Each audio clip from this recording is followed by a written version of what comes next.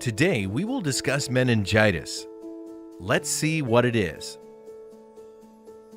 Meningitis occurs globally, but is worse in some places than others. This disease is very serious and can kill. However, it can be treated so that people do not die. Meningitis is inflammation of the meninges, which are the covering of the brain and the spinal cord. It is most often caused by bacterial, viral, and fungal infection. This disease is common in children, and it may begin as complication of other diseases such as measles, mumps, malaria, or even as an ear infection. Community health workers, parents, and carers can all play a role in reducing the number of deaths caused by meningitis.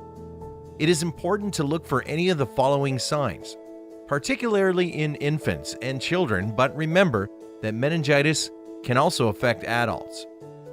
A high fever is a common symptom and can be accompanied with vomiting, severe headache, and a stiff neck where the child looks very ill and lies with his head and neck bent backwards.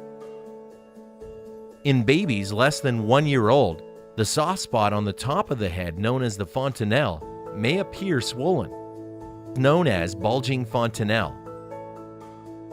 Sometimes a child suffering from meningitis may also experience fits or convulsions.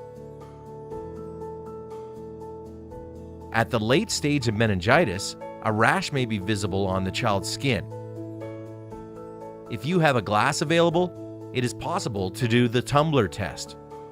If the glass is pressed firmly against the rash, it will not fade and will remain visible through the glass. If this happens, you must seek medical advice immediately.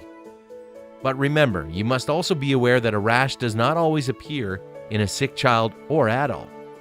Sometimes early meningitis can be hard to recognize, but the child may also cry in a strange way, even when the mother puts the child on her breast for feeding.